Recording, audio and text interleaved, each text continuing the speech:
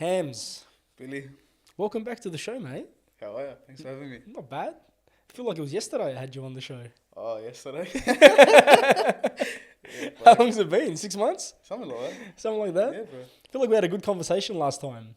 We had a great We had a conversation. great conversation, so I thought, you've experienced a bit more over the last 6 months, work-wise and life-wise. I thought, hey, let's get you back on and then talk more about your experiences over the past few months. And because I had a chat to you, I think 2 weeks ago, we bumped into each other at Hurstville, and I could sense your mindset was a little different as opposed to when we first did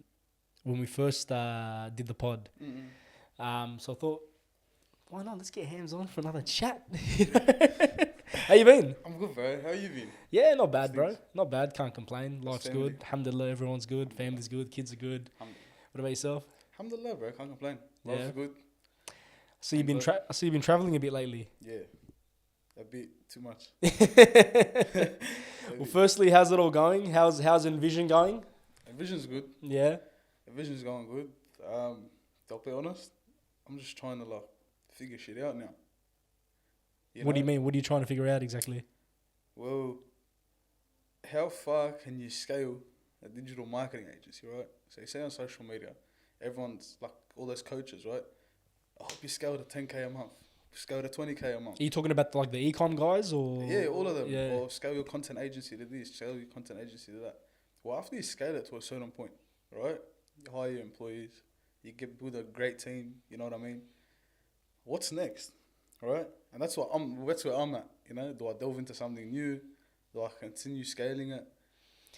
I think it just depends. Like, do you feel like you've hit the wall scaling? You feel like you've hit the roof? Sorry. Not the roof, but I like trying new things. I've been looking I don't want to say too much, but I've been looking into the digital world. I want to stay under that umbrella, right? There's heaps of shit like AI, automation, automating systems, consulting, all that stuff. I've been looking at my options, but I'm not really sure on what's next day.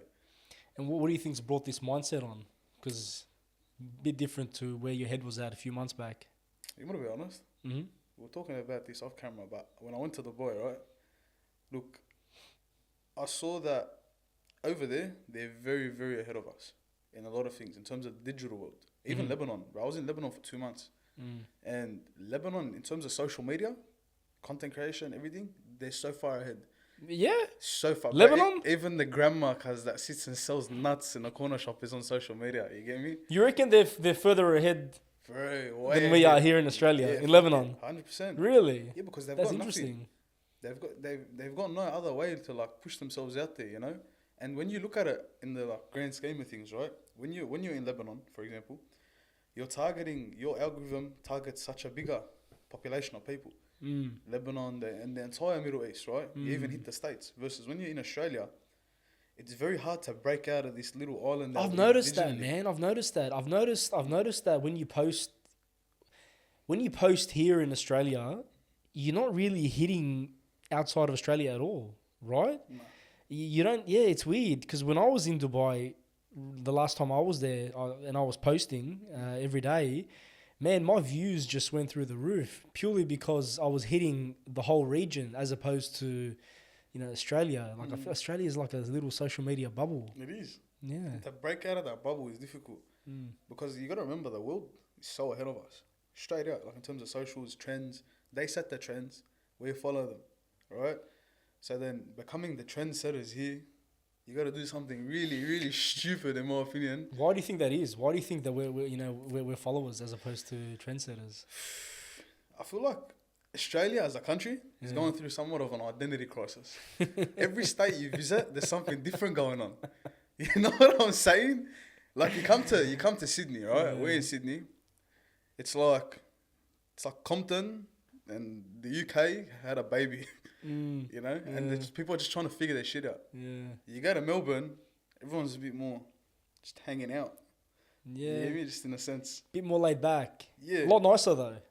Yeah, I like Melbourne. I feel like the people in Melbourne are a lot nicer than the people in Sydney. But I think what it comes down to in Sydney is man, everyone's under the pump here. Everyone's under the pump. Everyone's trying to make ends meet. It's fast paced. It's keeping up with the Joneses. It's not like that in other states. Not Melbourne. I was in the car with the Uber and I was like to him.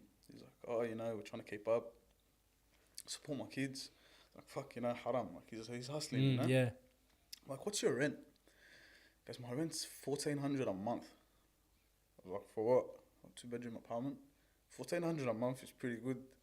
1,400 a month? $1,400 a month. That's cheap. It's so cheap. For what, exactly? For an apartment about 45 minutes away from the city. Like a 2-bedroom apartment? Yeah, 2-bedroom apartment. It's cheap, man. And then I was like, bro, here, what does $1,400 a month get you in Sydney? Nothing really. I mean, even if you go out west, like Campbelltown way or whatever, you're still paying at least $600 a week. So, yeah. The cost of living is a lot lower. It is. And I think the low cost of living, lower cost of living generally translates into a happier lifestyle. Sure, and that's why everyone's a bit more laid back. Everyone there says, come to Sydney. Don't get me wrong. We're like, Sydney's pretty good, right? So, it's weird that I'm saying that. Because when I was overseas, I was like, fuck Sydney. I don't want to come back here. We were just talking about that actually. Off camera. We were just talking about that. Yeah, bro. It's weird, right? Like, when you're in Sydney, you're thinking like, fuck, you know, like, I got to get out of here. It's too much of a bubble and all this sort of stuff. You leave, you go overseas, you know, you feel the aura of overseas and you think, oh, we're missing out on so much and I want to move and I want all this sort of stuff. You come back to Sydney and within 2 weeks, you're like, nah, man, I love this place. You know, I love this country. So yeah, well, this country's beautiful. It's beautiful, but I feel like there's some things that need a bit more fine tuning. Yeah. You know, like our systems, especially like in terms of business, right? And getting people out of like, you know, just doing things a bit more for themselves. Yeah. I spoke about this. Like, of course, you have to have, there has to be employees. A business can't run without employees, right? You can't do everything solo because then you can't scale without a team, right? But getting people out of that mindset where it's just like the security. Don't people get bored of too much security? Like, have security, but take a bit more risks. You get what I mean? I'm trying to word it properly, but I can't because I'm not trying to say, oh, get out of the race. You're stuck in the matrix. You know what I mean? But the truth is, we need people that work a 9 to 5, a 10 to 6, whatever it is. There's nothing wrong with that. There's nothing wrong. I say it all the time. There's nothing wrong with working a 9 to 5 or whatever. Like, I mean, I used to work a 9 to 5, and you know, the world needs people to do 9 to 5s, and I think that all comes down to like the whole keeping up with the Joneses and what you see all over the socials, right? It's almost like everyone's been brainwashed into believing they have to own their own business or run their own company, and like they've glamorized, you know, entrepreneurship and glamorized being a business owner, and I don't think people realize just how hard it is. You know, I was saying this to someone recently, and I saw a meme about this, and it just hit me. You know, I died, I cracked up. You know, and I remember showing my wife, and I was laughing. It's like the life of an entrepreneur. Like Monday, you have $10 in your account. You know, Wednesday you have 25 grand. You know, Friday you're minus 5K. Straight, I was telling one of the boys that yesterday. I was like, bro, it's insane. It's so valid. But everyone looks at you and think, you know, I want his life. This guy just drives around collecting money. He's living the dream. And it's like, oh, man, you guys have no idea. I feel like people don't realise we spend more money than the average person. Yeah. They don't realise we have insurance, overheads, office rent. You know what I mean? You got wages. For me, like, I don't blame society. Like, I don't blame people. I think in general, like, I think business owners have been vilified to an extent in Australia, more so than other countries. You know, it's almost like, you know, these guys are living off their employees, so then the employees get brainwashed into believing that, you know, these guys, you're doing all the labor and these guys are, you know, living off the fruits of your labor. When it's not the case, man. It's like the amount of weeks. I remember when I first started my business, you know, there were weeks on end where I was paying staff and I was taking nothing home. You know. It's just reality. And people don't realise that. No, they don't realise that. Straight out. They don't realise it. Like, for example, I went on holidays. Yeah? Alright, I went on holidays. But, like, I worked for it.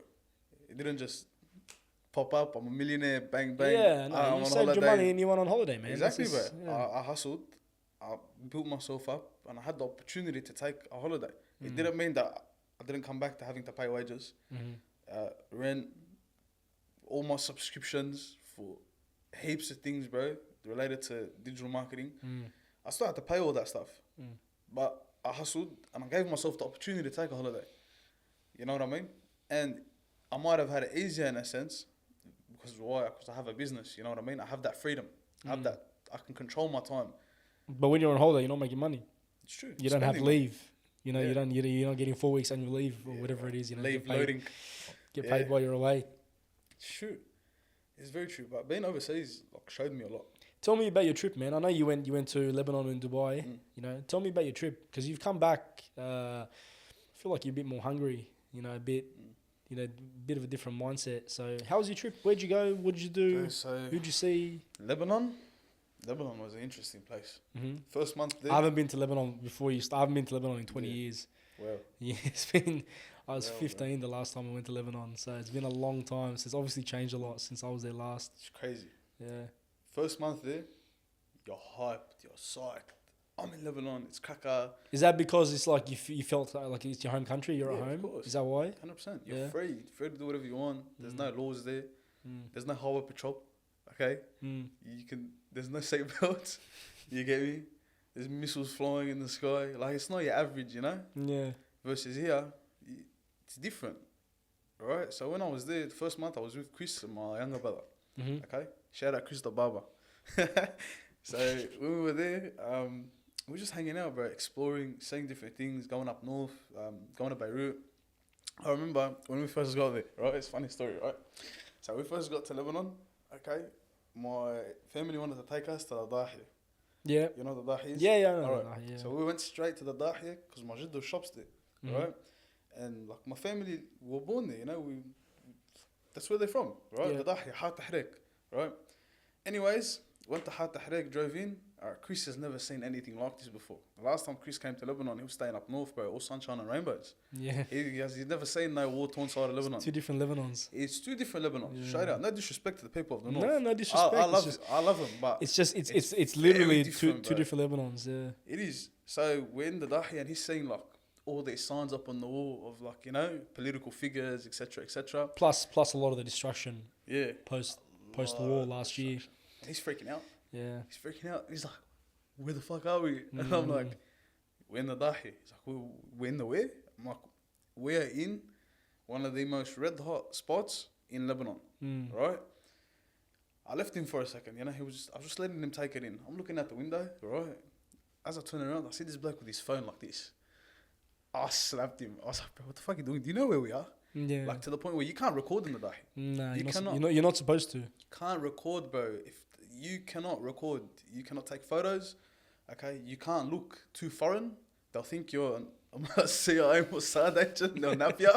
That's the truth. Yeah. You know what I mean? Yeah. And it's under constant surveillance. Yeah. Like, imagine waking up in the morning. You're there, right? So here, you wake up in the morning, bro. The only sound you hear is probably your mum yelling at your younger sibling. Over there, you wake up to the sound of drones. Exactly. All morning, all day, all day long, bro. Yeah. It's all you hear. All day long, you know? And you never know when they're just going to hit. The bloke up the road saying, oh, they're going to smack this building. Bloke down the road saying, nah, everything's going to be fine, you know? They're just sussing something out. Then the bloke up the road saying, oh, they just raided this place. And it's like, everyone's always constantly on edge. No one really knows what's going to happen. No one knows what's going to happen. Yeah. Because there's so much going on from either side. Yeah. Over there, there's like, bro, in Beirut, there's so much political division, especially in Beirut, bro. I don't like to get into politics, but when you're there and you're seeing things, bro, like, you've got people from this group, that group, everyone's on their own corner. Yeah. Like a coffee shop could be an undercover place for a certain political organization. There's a lot of political groups and a lot of division, unfortunately. The division's crazy. But I feel like, I'll be honest, it's more heat. In what way? Culturally and like religiously, bro. Over there, I'll be honest, bro. Like, everyone's just hanging out, you know? No matter what you are, bro. No matter what you are, Muslim, Christian, whatever. Everyone's like accepted it. We all live together. All right? And people are just hanging out. I feel like, personally, my opinion, I feel like we're more divided over here. Okay. That's my opinion. Spending time there, I realise like no one really gets into like what you are. They do. Don't get me wrong. I'm not You reckon it's just propaganda that we see online? I think it is. They want to keep us divided, because they know that we're all stronger together. Because if you look at it from here, looking at what's happening over there, it seems like everyone's divided at the moment. You know, but I don't know if that's just I haven't been in a while. I don't know if that's just propaganda or reality or? Look, Sha'ab al-Lebanese has realized that the country's gone, right? They took everyone's money. Mm-hmm. They bombed the ports, right? They constantly amicus for people, innocent people, hitting homes, hitting buildings. They fucked our dollar completely. It's rubbish. So Sha'ab al-Lebanese is just over everything. Yeah. So they've realized, like, how much more can they break us? Yeah. We are one of the most resilient people in the world. You know what I mean? I'm not taking any credit from the people of Palestine and Gaza, bro. Like, free Palestine, always. You know what I mean? But us as a Sha'ab, we're very strong, bro. Because they've tried to break us down. Internal conflicts, everything. They want us to punch on with each other internally. So they can just, control. The West does, though. The West wants us to... Feels like they're pushing for a civil war hard at the moment. They are, bro. But anyway, that's a whole other topic. That's a whole nother topic. Yeah. So yeah, continue. But it's interesting, bro. When you're on ground there and you're seeing everything, the way people are always on edge, it builds character. One of my mates was just there, and we're having this conversation. It's like, when you're there, it really builds character. No matter who you are, doesn't matter how big you are, doesn't matter how small you are, doesn't matter how much money you are. Everyone's on the same level. At any point in time, anyone can get a bomb dropped on them. Yeah. Anyone can get shot. That's the truth. You know what I mean? Yeah. Anyone over there, you're really tested. You know what I mean? Bro, you can literally park the wrong way and someone will get out of the car and just shoot you. Yeah. Like, when I was there, it happened. Okay. It happens so often. Like my mom will tell me, "Oh, Smatan, did you hear about the guy that just shot this guy in front of this guy? Like, it just happened in the Dahi 1, 2, 3." And I'm like, no. Yeah. Did I hear about it? You know what I mean? And it's like, here, all right, we say drive-by shootings, this, that, we say all that, but it's very different, right? I think all the drive-bys and all that here, it's all gang-related though. It is a bit different. It's you can't really compare the two. It's too much like gang violence in Sydney at the moment, and too much, and all that sort of stuff. But yeah, two different worlds, I guess. It's two different worlds, man. But what was it about? You said like you realised that Lebanon is way ahead of us here when it comes to social media and all that sort of stuff. So what is it that you saw over there that kind of opened your eyes to that? I feel like there's a lot of Western and European influence, right? I feel like there's a lot in Lebanon. And people in Lebanon, they tend to travel outside of the country to work. Because there's no money in Lebanon. You can't. The average wage, bro, we complain about our wage. People complain about their wages here. Over there, a waiter earns 300 American a month. If they're lucky, a month, bro. Working, bro, over 40-hour weeks. Just to provide. There's no money in Lebanon, unfortunately. So, you know what I mean? And like, because of that, they tend to go overseas. And when they go overseas, you got people going to America studying, going to Europe studying, going to Dubai, Qatar, Saudi, wherever. And you realize that they bring all these little things back to Lebanon, right? And the Lebanon just expands. Because you've got little bits of every culture, and they start planting these seeds within the country. Yeah. Especially in the digital world, like social media marketing. But they're huge on it. Every single person there that owns a business is on TikTok and Instagram. You know what I've realised is about a lot of the food places in Lebanon? They have huge follow accounts on social media. They're like, there's an account I follow. What's it called? Atyab Farouj. Yeah. They have like 1 million followers or something, or something crazy like that. I could be wrong, but it's something crazy like that. And I feel like a lot of but it's true. They are all over their social media, and they do have creative ideas. And yeah, I don't know. Maybe, I don't know if it's the culture or what it is, but placement too, bro. Yeah. Everyone loves Lebanon. Like, it's a trending topic on social media. I feel like all year round. Right. So if you're just there, that's what I realized when I was there. But I was just posting day in my life, Day 1 in Lebanon, day 2, day 3. I was just, I was just vlogging it, just having a laugh. Nothing was staged. I was being myself, right? Yeah. And because I was there, the algorithm, it pushes you out hard when you're over there. Why? Because you got people from Lebanon asking, who's this Aussie here? Is he just like every other Aussie? And they don't like Aussies, by the way. I just want to make this clear. The people in Lebanon, all right, don't like Lebanese Australians. Okay. Because they find us too rowdy. Right. And according to someone in my comments, we're all Nawar. All right, all because, all right, I was walking down the street and I was having a laugh about some sign on the wall. right? We are loud, but man. You know what we I are. mean? We're loud. We're loud. Yeah. Yeah, Australian Lebos are loud. We are rowdy. I agree with that. Yeah. We, no matter where we are in the world, we have this thing about us where we are. We do like to cause a bit of a scene. It's true. Like, bro, it's true, but no one, come on, like, no one, serious. You look at me, like, look at Billy. You're just nice, appropriate, you know what I mean? We look good, the haircuts. No one. That one hurt, That bro. one hurt you. know? It seems like it hurt you. That Out one. of all the trolls I have in my comments, all the Yeah, trolls, yeah. all the muck, like everything they say, I don't care. But no one, fuck, that one hurt, bro. Straight out, that one hit home. And the funny part about it is, the person that said that was a Lebo Australian too. She was like a Lebo Australian in her bio and everything, and I was like, aren't you a part of us? Yeah. Are we on the same team? Yeah. I didn't think there was another fucking team, but apparently there is now, bro. Apparently there is. There's a million teams apparently, cuts. Too many teams. So you went to Dubai as well. Yeah. Yeah. But before that, I spent a month in Lebanon Yeah. without the boys.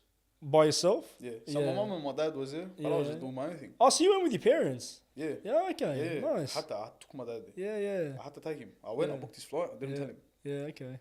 I didn't tell him. He hadn't been in a while. Yeah, bro. Yeah. All his family's there and stuff. You know what I mean?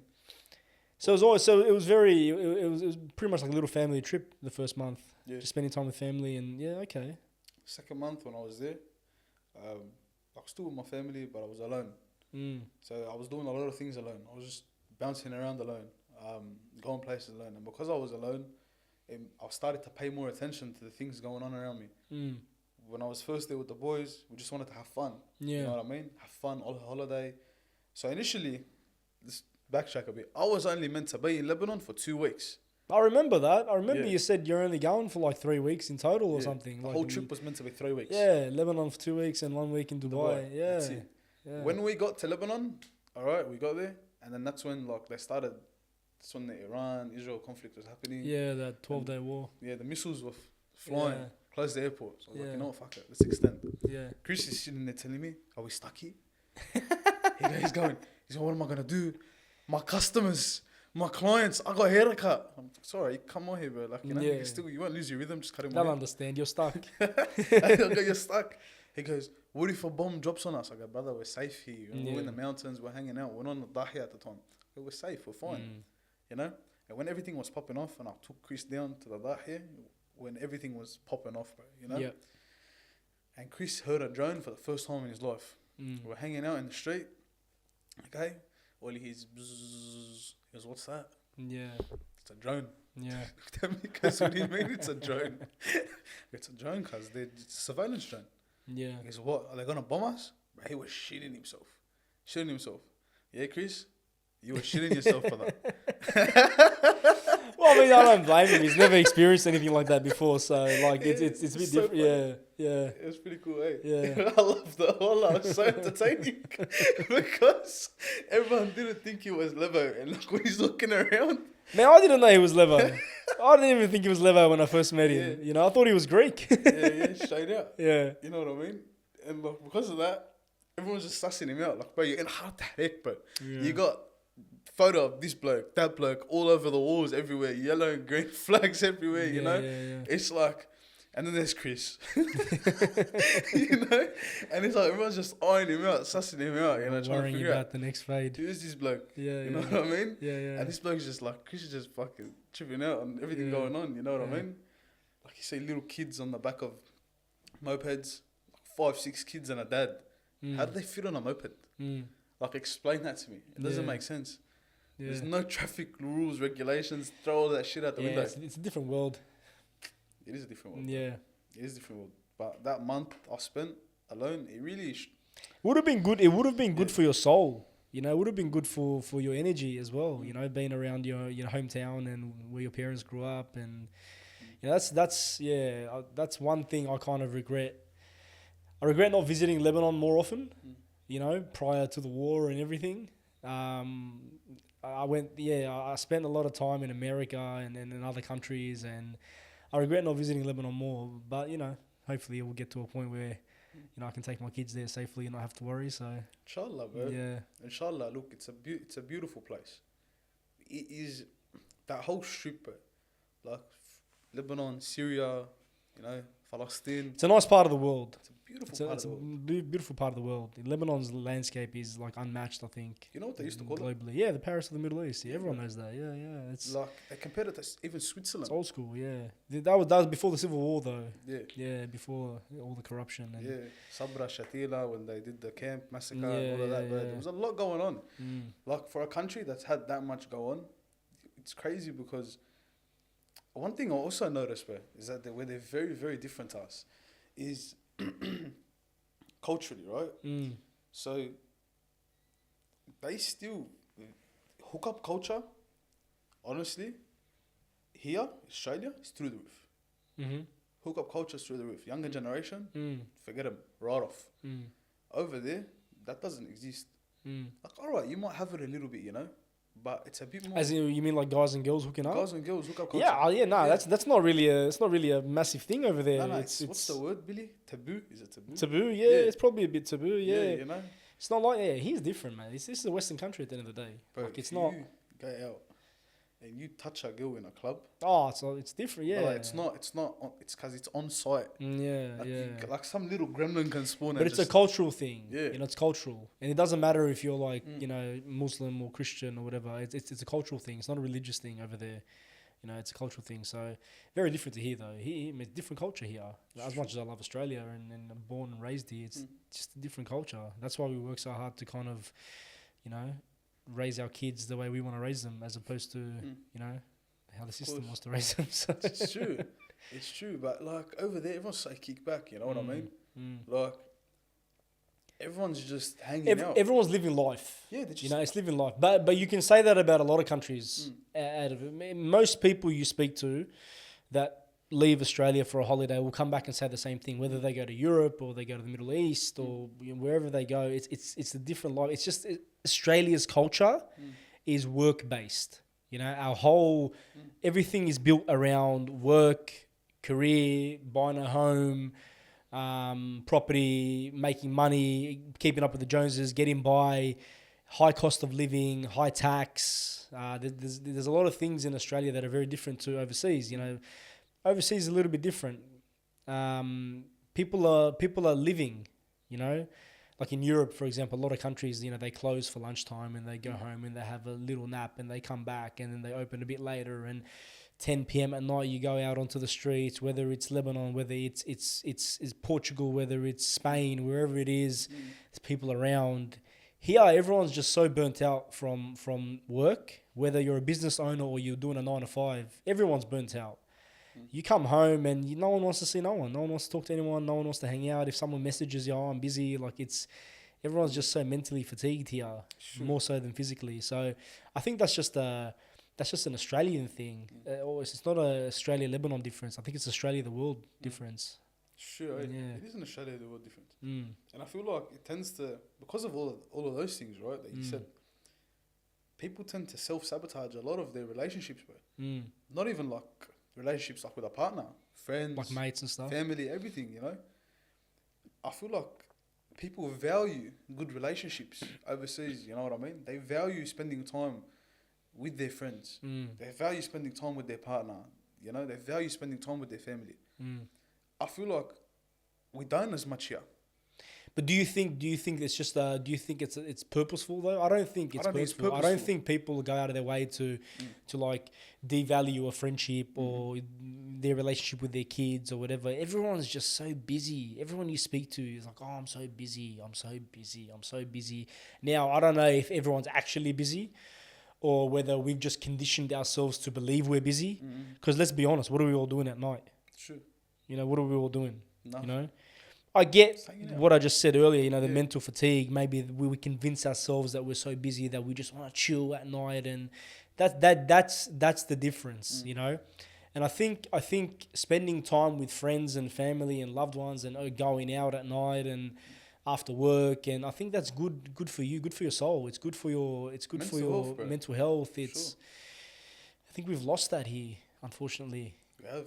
Yeah, Like, I started- more so yeah. post-COVID as well. You know, pre-COVID, it was all right. It was still all right pre-COVID. I remember 2018, 2019, we'd still go out during the week, go grab a coffee with a mate or, go out with your wife, and here it's now everyone's so conditioned to just sitting at home and not wanting to do anything.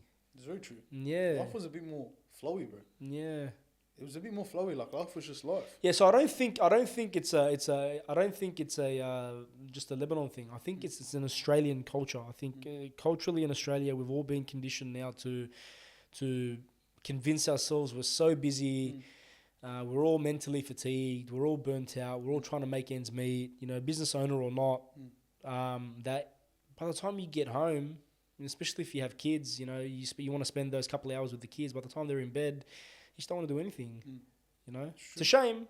It's a shame. It shouldn't be like that, but it shouldn't be like that at all. Like when I came back, I genuinely started to value spending time with my friends, like the boys. I enjoy spending 1-2 days a week with the boys, hanging out, chatting shit, talking about business, about how our weeks went, how dealing with this person is, that person, or dealing with this client, that client.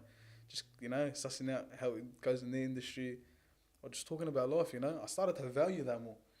Because I feel like you have to have a solid circle, bro. Your circle is everything, and especially what I believe energy is currency, right? If you put your energy towards the right people and they reciprocate the same energy, it's up from there, bro. You know what I mean? You're all going up that same escalator. Like you were telling me off camera, bro. That tall poppy, what's the solution to it?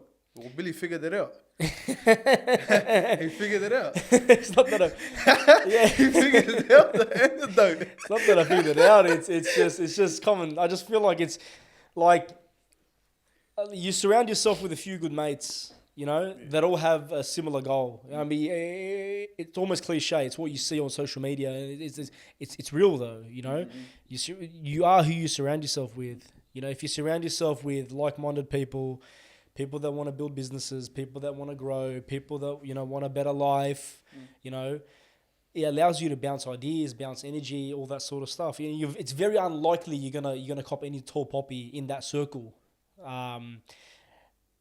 Tall poppy on social media, you're gonna cop it no matter where you are in the world. It's not. That's just reality. It's not a. But if you hang out with a specific group of mates, you are your mates. If you hang out with 4 drop kicks, you're going to be the 5th drop kick, and tall poppy is going to be rife throughout your group. You'll see it all the time. You see groups of mates all the time, in the younger gen, apparently they're all best mates and they're friends and they hang out all the time and they talk. But when 2 of them are alone, they're talking about the other 3. And when these 3 are alone, they're talking about the other 2. And there's no real love or support or brotherhood. It's unfortunate, but yeah, man, you want to beat tall poppy, just find 2 or 3 good boys, good mates, good men, and just work together, man. Bounce the energy off each other and grow together.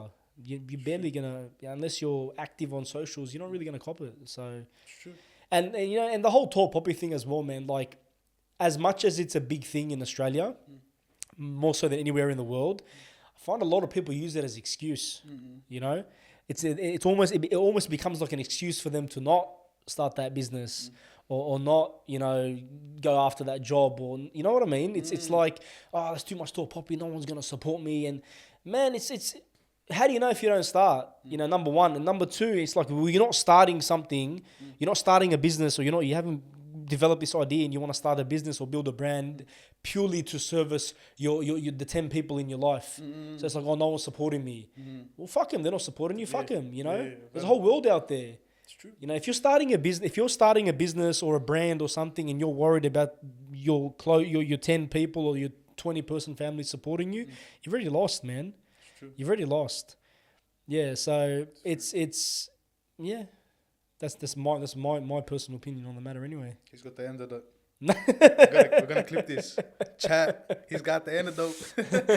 I'm telling you, it's true though. Yeah. It's very true. Like, it's all about who you hang around with. Like, for example, I've got 6 mates. We've got a group of 6 boys. I've known these boys my whole life. Literally, bro, 15 years of my life we've been friends. 15 years is a long time. We've all stuck by each other. Yeah. Everyone, as like growing up, right, we all go through our own struggles, our own trials, our own tribulations. Some have it better than others, right? So everyone still has trials, but some might have it worse or take different paths, We all get tested in different ways. Of course. And along the way, some of us start getting more ahead than others, right, in certain things. We take bigger risks. You know, we divert our original route to another route that's better, right? And then what I noticed is it's like this is true. So everyone starts to like at the start, everyone's like a bit uneasy, you know, with like 1, 2, 3 boys from the group, right? I'm talking about you boys. I love all you cunts, right? Start to like divert and take another path, and like they all sit and they think, what's this bloke doing? You know, they're a bit uneasy by it, and then when you start doing, alhamdulillah, you start doing something good for yourself, all right, you find out whether they're real mates or they're not. The real ones pick up their shit and they try to follow along. You know, try to divert as well, do their own thing, but come up to that same level. And alhamdulillah, like all the boys I hang out with, we're all on that mindset now. Everyone's, whether they're working a job, going to the gym, whatever it is, everyone's on their own shit, everyone's solid. And like you said, bro, tall poppy disappears. Like when I hang out with my mates, bro, I love hanging out with the boys. I love spending time with the boys, sitting down, talking, chatting shit, because I feel like we're all on that same level and that same mindset now. Yeah. You know what I mean? And you forget, tall poppy's out of the window, because we're all on that same level. This guy's doing this business. This guy's got this ambition and aspiration. He wants to build homes. He wants to scale an NDIS business, right? Fitness business. You know, this one's on the gym. You know, on the gym hard, looking good, looking great. Everyone's hustling in their own way, right? And when you have that circle, that's all you need, because it pushes you to do better. It's not that it's a competition, but everyone's energy is like channeled to one thing, right? So then it just motivates you to do more. It helps you build an empire. Yeah. You know, everyone wants to be the king of their own kingdom. Yeah. They completely forget about building an empire. When you build an empire, you'll take over. It's not about taking over the world, right? But you'll take over when you have a crew to do certain things with. Yeah. You know? Like I see a lot of people, bro, big billionaires, multimillionaires, you know, they have their little investment groups, right? They have a group that does this, a group that does that, you know? Buys, sells, flips homes, you know, invests in startups, invests in AI. You know, they put all their money together. They all take the same amount of risk. You know, they see it. They see how it goes. Yeah. And I feel like we lack a lot of that, bro. Yeah, we do. We lack a lot of kind of working together. You know, growing together. That's what we lack a lot in here in Australia. Yeah. Now, I feel like before, it wasn't as much as it is now. Nah, it's always been like Seriously? that. Yeah, it's always been like Fair that. enough. Yeah, no, it's even when I was younger and when I was your age as well, it's always been like that. There's just this whole concept of like I want it all to myself, as opposed to, you know, I want to grow with the team. You know, that's I think that's where we're lacking here in Australia.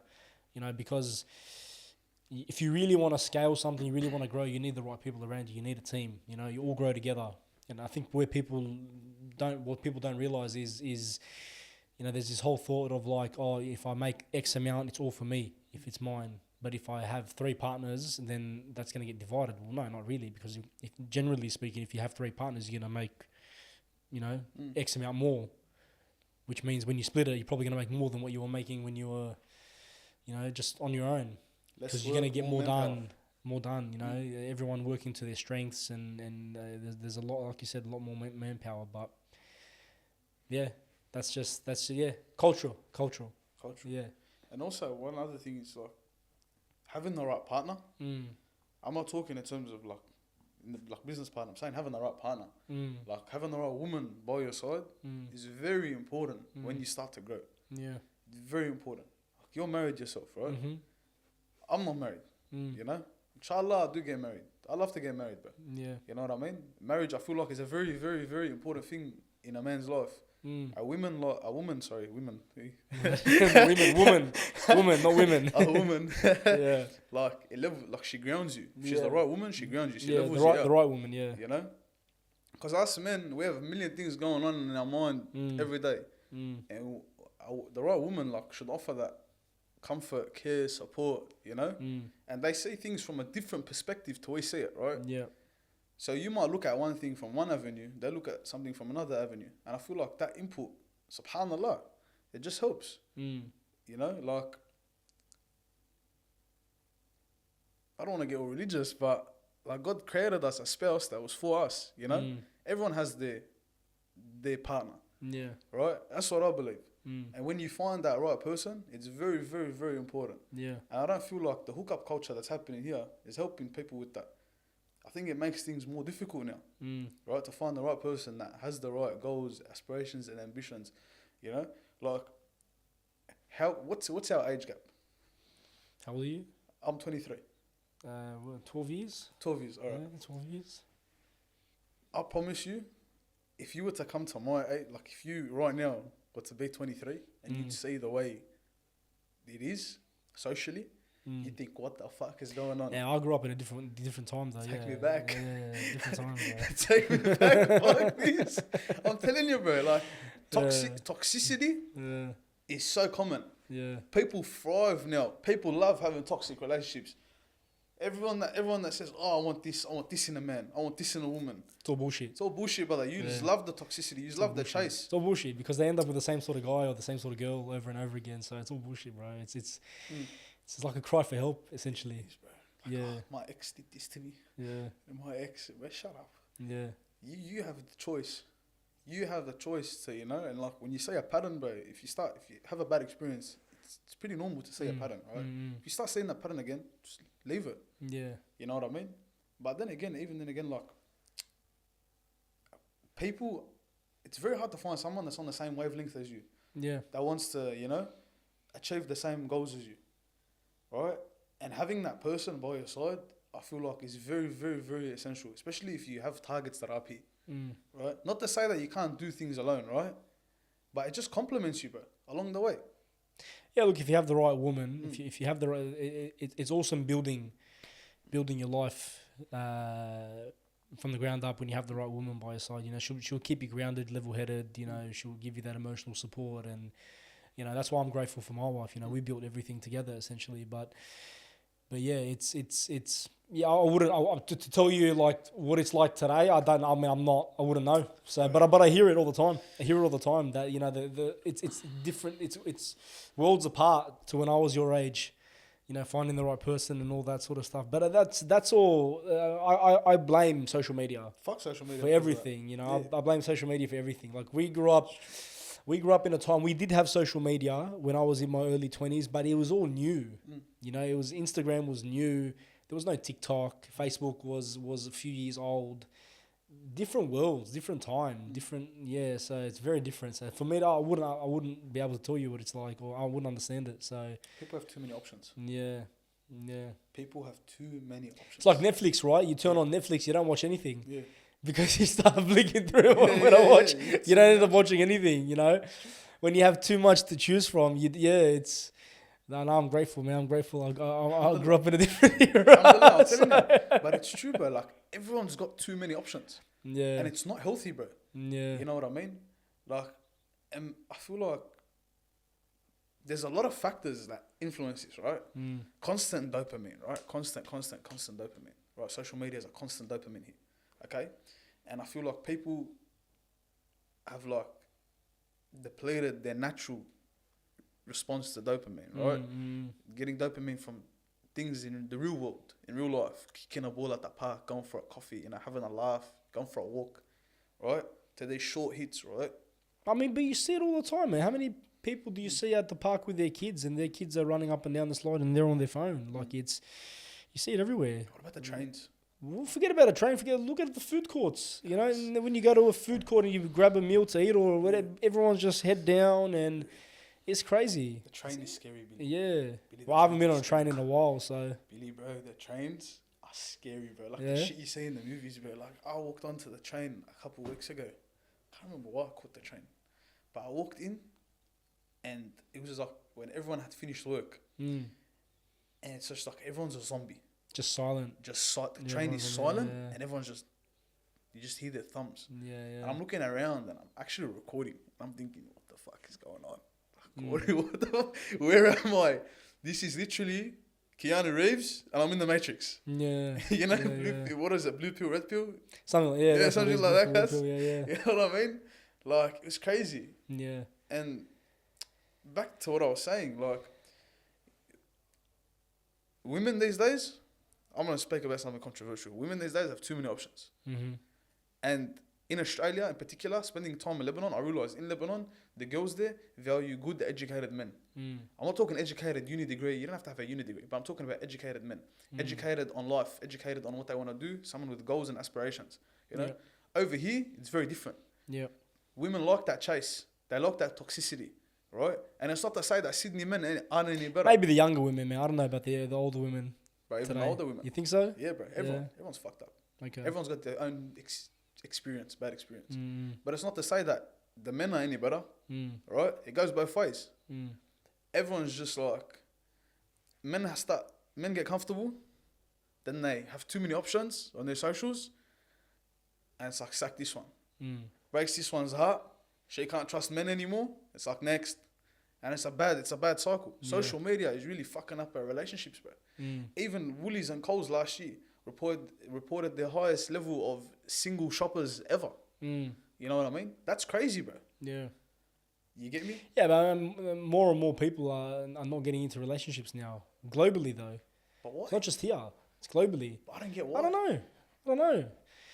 It's all this self-care bullshit culture, you know, self-care and End of time. care about yourself and worry about yourself and, you know, mental days and I don't know, man. Matcha days. Yeah, there's too much. There's too much, a bit too much selfishness, I think, in today's world. It's and it all comes back to what you see online, you know. It's yeah. Tell me about your time in Dubai. Tell me about your Dubai experience, because that was the first time you've been to Dubai. Yeah. Yeah. What were your thoughts? Alright. Because I've been to Dubai multiple times, Yeah. you know, and I've got my own opinions. But I'm interested to hear your thoughts for someone that went there for the first time. The city, it's a beautiful city. Alright. Good buildings, architecture, you know, nothing out of the ordinary. Like the Burj Khalifa, you see it, it's like, oh my god, it's just another building, straight out. It's pretty unbelievable though how tall it is when you're standing in front of it. It is. It's like yeah, it's still. I mean, you wouldn't see something like that here. But if I'm in the city and I'm looking up at the Center Point Tower, it's still a fucking tall building. I'm not gonna sit there and think, wow, this one's about 50 meters taller than that one. Yeah. But nah, architecturally, it's amazing. You know, like the way they've built it, incredible. Even the people there are nice. Amazing. Everyone there is nice. Everyone there says hello to you. The service is great. The way people like in public, networking, truth. The networking there, socializing, 10 out of 10. Everyone's there for the same reason. Everyone's there because they've flipped the switch in their head. They want to be there to make money. Yeah. You know, everyone wants to network. Everyone wants to meet people because they believe that their network is their net worth. You know, and it's something that's really good. Yeah. Something that here, you know, people don't like to mingle and socialize and try out new opportunities with new people. Yeah. Right?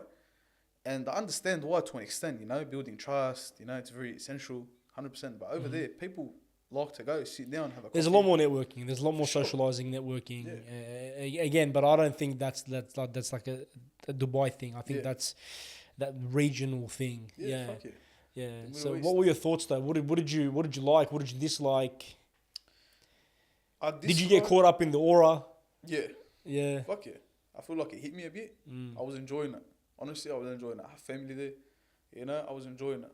Like, honestly, I can live, because I'm not married, I don't have kids, I can live there for a couple months of the year, right? I'd be happy to live there a couple months of the year, do work there, come back, etc., etc. Live there permanently? No way. The lifestyle there is like... It's too hot. It's too hot and it's a bit of a facade, bro. Like that luxury life, it's a bit of a facade, bro. You get me? It's a bit... I feel like people are on their religion more here than they are over there. You reckon? Yeah, bro. Yeah? Yeah. Okay. You start seeing, bro, like, there's a lot of things there. There's a lot of things there that, like, yeah, all right, you have that then playing. But you got to remember, like, 80% of the country is like expats. It is, that's the truth. 80% of the city, sorry, not the country. The UAE, I mean the city, it's expats. So it's not locals or not, you know, It's not locals. But because of that, because of how much expats are coming in, I feel like, but it's good that their laws are strict, bro. For example, let me tell you a story. All right? I nearly got deported. You nearly got deported? Yeah. How did that happen, man? We're in the Museum of the Future. Right. All right? I'm with a couple of my friends. Anyways, we're walking around, we're having a laugh. Okay, no one's really being rude or anything. All right, no one's being rude at all. Okay, but we're having a laugh. We're just being rowdy Aussies. You know, we're just being Aussies. Like we're talking Rowdy, before. lebo Aussies. Yeah, but Yeah, we're not being rude. We're not being disrespectful to people. You're being loud. But we're being loud. Yeah. One They of don't the, like that there. yeah, they do not like Yeah. that. And someone swore. And I didn't know it was illegal to swear. Yeah, you're not supposed to swear in public, no. It's illegal. Yeah. It's an offense. Yeah, It's yeah. a criminal offense. So what happened? You Tell know? me. All right. So one of the boys was on this like machine. I don't know. We're in the Museum of the Future. Mm-hmm. He's making weird noises like, you know, he had his hand on an orb, and she was telling him to meditate, bro. He was meditating. Yeah. Anyways, we're walking. Security comes up to us. We were speaking to some AI robot. Security comes up to us. Salam alaikum, salam alaikum, salam alaikum, alaikum salam, whatever. Boys, come with me. Mm-hmm. Come with you. Where? Why? I need to speak to you. So you need to come to my office. Okay. Okay, no worries. Went to the elevator. Jumped in the elevator. Every single staff member that my mate, you know, had an experience with was in that elevator. Okay. And they're all looking at him. They look at the Seki. It's him. That's the guy. That's the guy. And we were all looking around and thinking, yeah, that's the guy. I'm not the guy, cuz. What the fuck am I doing here? Yeah, You know, I'm in Dubai, cuz. What am I doing here, bro? Yeah. I've seen them prisons. Yeah. I don't want to get locked up in Dubai. Yeah. Who wants to get locked up in Dubai? Get Yeah. locked up in Australia is one thing. Getting locked up in Dubai, it's a whole different ballgame. It's a pit. So what happened? We got to his office. I saw a video on TikTok about 2 weeks before that of the Dubai police napping someone, literally committing a crime, cuz. All right, they pulled up on him, cornered him off, you know, T-boned him, hopped out, put a bag over his head, then napped him, took him to the station. I thought that was happening to us. I've walked into this garage, I've looked to the left, I say reserved for Dubai police only. And I'm thinking, fuck, here we go, it's the end. That's it, yalla, we're gone. All right, walk into this office, there's a park bench in the center of the office. We sit down on this park bench. All right, the bloke comes up to us. This is the first things he said. He goes, you think you are a gangster? He was saying this to my mate. Is the police? No, it's not the police. It's the Okay. security officer. Security officer, okay, yeah. He goes, you think you are a gangster? Because back in my country, I left that all behind. But back in my country, I was a real bad man. He said that to us, bro. Yeah. And I was shitting at cuz. Yeah. I was dead set, bro. I was shitting myself. He's going, passports, licenses, photo. And like, we're sitting there, bro. We're on edge. One of the boys, all right, one of the boys was like moving there to live there. Like his visa was still getting processed. He hadn't like officially been like resident, this, that. So he was on edge hard. All right, my mate's sitting there quiet. And the video, he has videos on his phone. The Seki, no hesitation, ripped the phone out of his hand. They didn't even ask for consent. Yeah. It doesn't exist there. Yeah, yeah. Out of the window. You know what I mean? He looks at us. Should I call the police? I'm telling him, please, I'm telling him, brother, please don't call the police. Yeah. I want to live here. And I was in that aura. I was aura farming, bro. I was like, I want to live here, bro. You know, I was stuck in that. You know, I want to live here. Don't call the police. One black dot on your name, cuz, and the bar police is on your ass all day, every day. Yeah. You get me? And like, he goes, this is all because you swore in public. And that baffled me. Yeah. And he was ready, cuz, like, to call the police, get them involved. He's like, this happens every day. This is normal.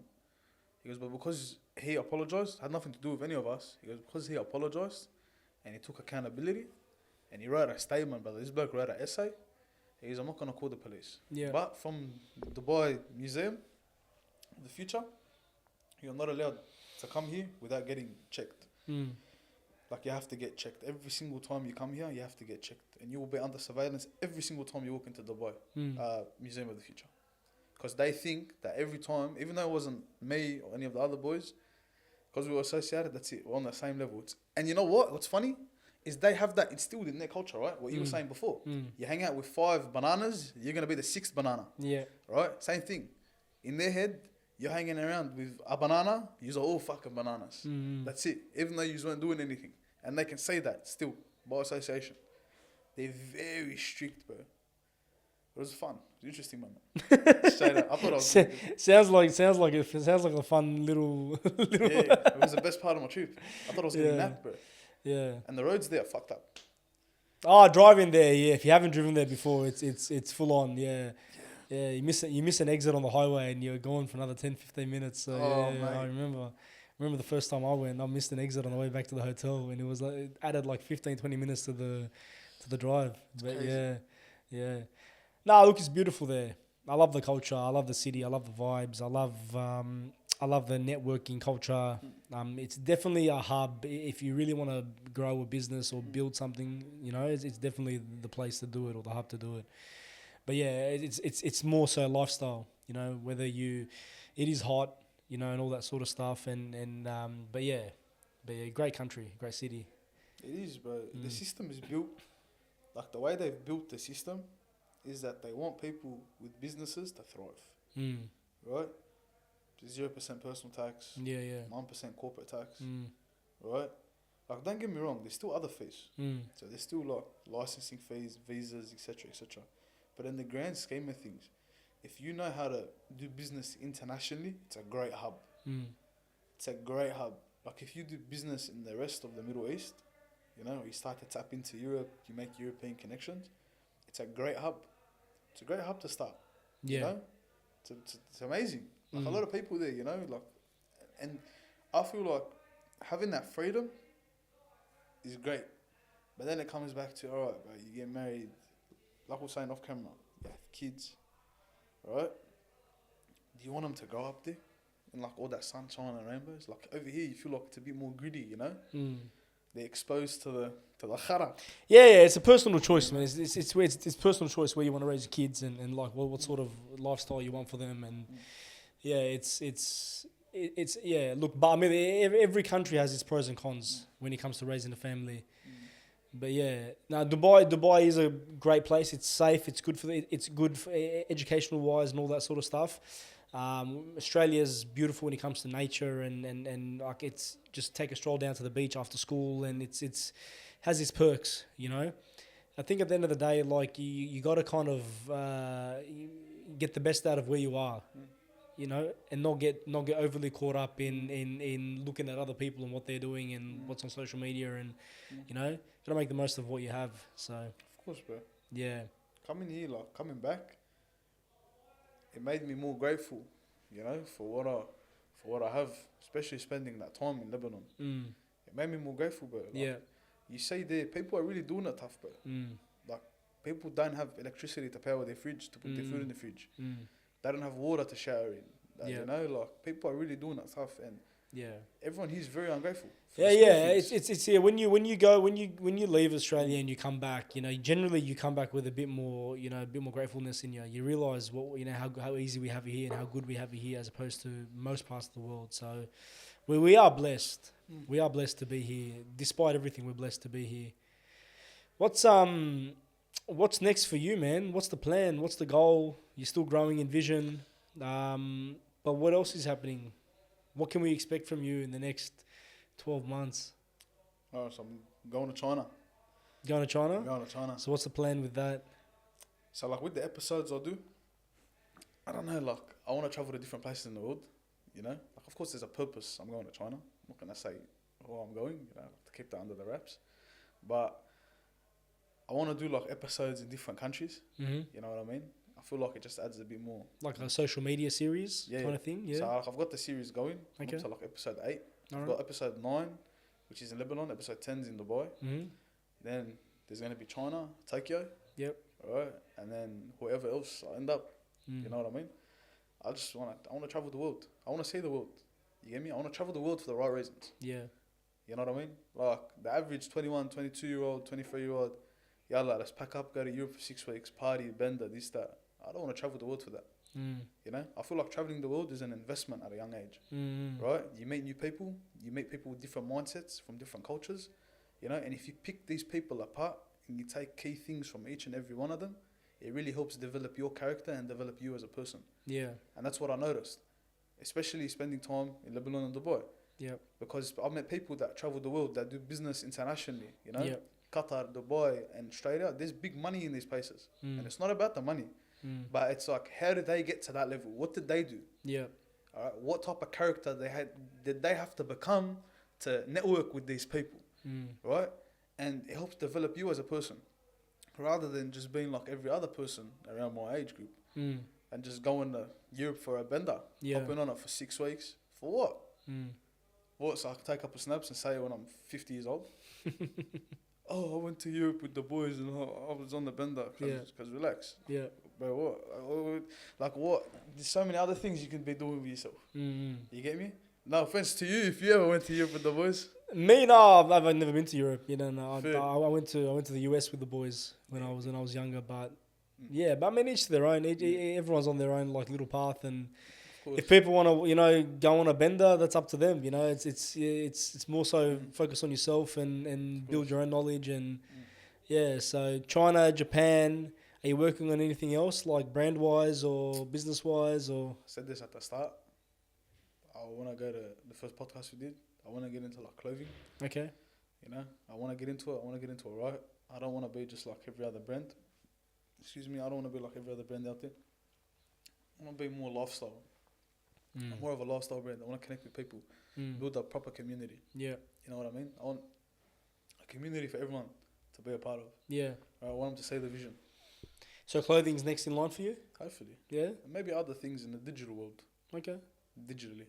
And I'm just sussing out, different avenues, taking different risks. It's still like... You have the luxury of time on your side. You're still young.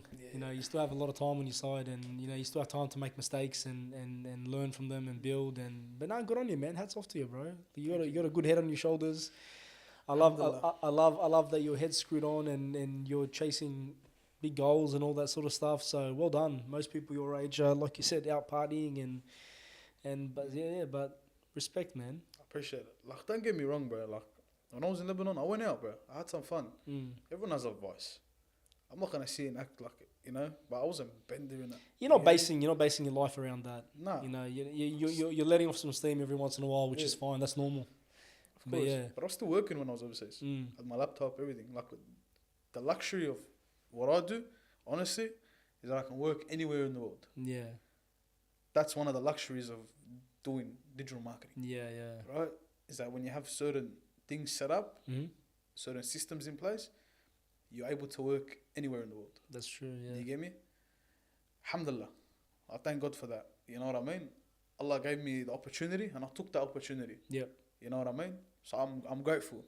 And on the last pod, I was talking about like the ability to just wake up, go grab a coffee, like go for a walk, do what I want to do, Today I don't want to do that much work. I don't have to.